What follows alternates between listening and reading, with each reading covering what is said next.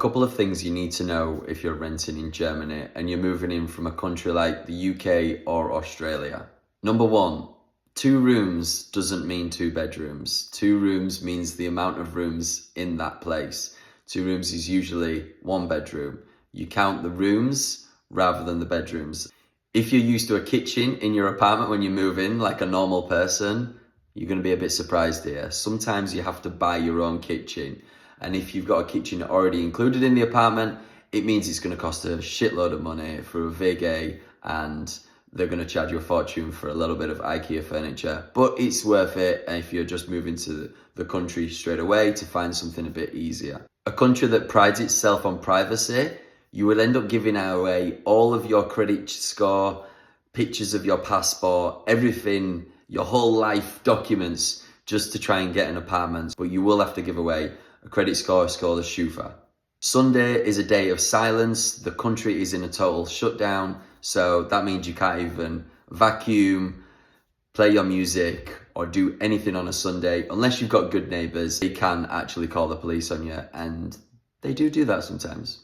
Once you first move over here, you need to get an Anmeldung, which means you are registered in this country.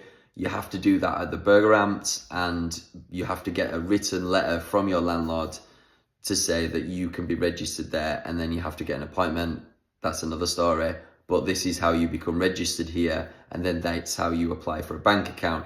Getting a bank account can be quite hard, but you can do an online digital bank first before you come here, just to make it a little bit easy. But if you want to go with a bank like Deutsche Bank, please don't. Then go with N26. It's much easier. Most rental contracts are longer term contracts. The shorter ones are usually for furnished apartments, and they like to only keep you in them places for a year so they can up the price the year after and kick you out. But if you can try and get an apartment that doesn't have furniture, then that's usually a longer term contract, but then you're tying yourself into something a bit more secure. That is the golden egg. That's what you really want if you want to stay here long term. TV license. It's not like in England where you can just try and hide from it and get away with it and you're not going to pay it. You have to pay it here. It's like €55 every 3 months. I hate it. I don't use it. I don't know anyone who uses it. Tied in to have to do this, but you have to pay for the TV license. They will automatically send you that letter and you got to start paying it.